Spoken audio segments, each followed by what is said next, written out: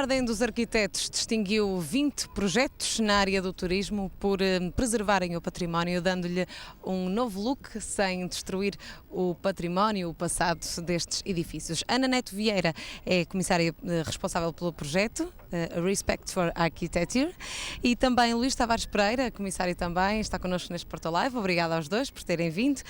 Ana, sabemos que alguns edifícios emblemáticos fazem parte destes 20 projetos distinguidos, o Grande Hotel do Porto, a loja de Luís Buxinho, também o restaurante Casa de Ouro. No fundo, estes projetos foram distinguidos porquê? Para quem não conhece ainda estes edifícios e esta iniciativa, porque é que mereceram esta distinção? Sim, esta é uma iniciativa da Ordem dos Arquitetos da Secção Regional Norte, como já referiu, e em que nos chamaram para fazer essa seleção de 20 projetos e que estivessem ligados com a reabilitação. Dentro desse tema, nós escolhemos o turismo como subtema, digamos, e que depois pode noutras edições ser alterado esse tema. E porquê este tema? Porque entendemos que ele tem tido um papel muito importante na regeneração da cidade do Porto. Encontramos um denominador comum que queríamos que estes 20 projetos tivessem, daí o nome do projeto Respect for Architecture, que de alguma forma demonstrassem o que melhor se pode fazer no património existente, seja ele século XVIII, seja ele século XX. As 20 obras são muito distintas, mas têm todas essa tónica do respeito. Foi uma ideia do arquiteto Luís Tavares Pereira, e todas elas passam nos diferentes processos, desde o projeto, depois à própria utilização do espaço, por esse respeito entre os diferentes intervenientes. Portanto, esse é o denominador comum dos 20 projetos. Já foi uma ideia sua, Luís, verdade? Obviamente uma ideia trabalhada numa plataforma de trabalho que inclui desde logo uma cumplicidade grande entre nós como comissários e a Ordem dos Arquitetos, da qual de resto eu fiz parte da anterior direção e portanto partilhamos um objetivo fundamentalmente de promover a boa arquitetura e as boas práticas. Estamos a falar de edifícios que mantendo a sua arquitetura, também primam pela modernidade. Isto é muito difícil de conseguir e é por isso que merecem ser premiados. Obviamente que cada profissão tem uma especificidade que importa respeitar também. E quando tratamos do espaço, quando tratamos da intervenção no património edificado, obviamente que é fundamental contar com a contribuição dos arquitetos. É evidente que os arquitetos não trabalham sozinhos. Isso é outro aspecto muito importante que queremos também salientar. Os arquitetos, de alguma forma, coordenam equipas e, em conjunto com o promotor, interpretam uma relação entre aquilo que o promotor quer, entre o programa que se quer implementar e entre aquilo que temos, que é o edifício ou o espaço existente. E, portanto, a confiança neste processo, no papel do arquiteto como o detentor do conhecimento sobre a intervenção no edifício é muito importante. Mas é evidente não é exclusiva e, portanto, uma das coisas também que pontuam os projetos que nós selecionamos é uma grande interdisciplinaridade e uma grande cumplicidade entre todos os intervenientes. Porque as pessoas não podem estar a puxar cada uma para o seu lado. Portanto, isso dá um resultado qualquer, os edifícios existem, funcionam, mas não têm aquele nível de excelência que nós procuramos demonstrar.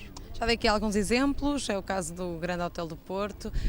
Querem descrever um bocadinho para quem não conhece como é que são esses edifícios, esses projetos novos que surgiram?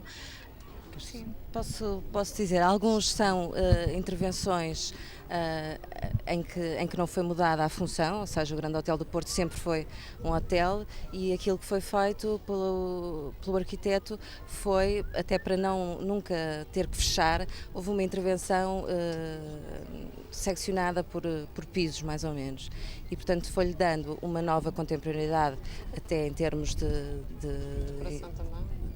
Sim, de decoração, mas mais de infraestruturas e de qualidade ambiental, e que permitiu que neste momento quem vá até não tenha tanta a percepção de que houve uma intervenção tão grande do arquiteto, embora haja realmente uma melhoria muito grande. Isso é um dos objetivos, sentir que não houve ali a intervenção, não é?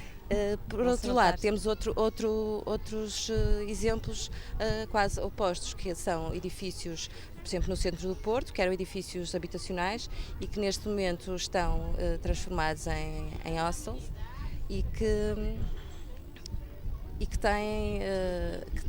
devolvem à cidade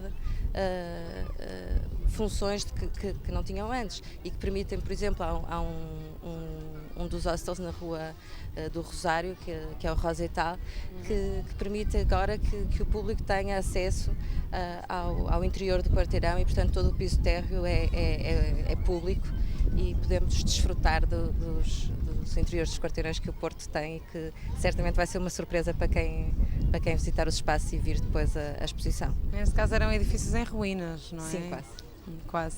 Sim. E é preciso muito trabalho, imagino eu. Claro que é preciso muito trabalho. Imaginação, muito trabalho. Mas o trabalho fundamental é um primeiro trabalho de leitura. Sim. Ou seja, é preciso desenvolver algum esforço e algum tempo para conhecer o objeto em que estamos a trabalhar. Portanto, e perceber como é que vamos inserir nesse edifício o programa e depois as infraestruturas técnicas que o acompanham. Porque estamos a falar muitas vezes de edifícios que foram construídos no século XIX, onde não havia uma série de infraestruturas de conforto, de funcionalidade que hoje em dia precisamos, não é?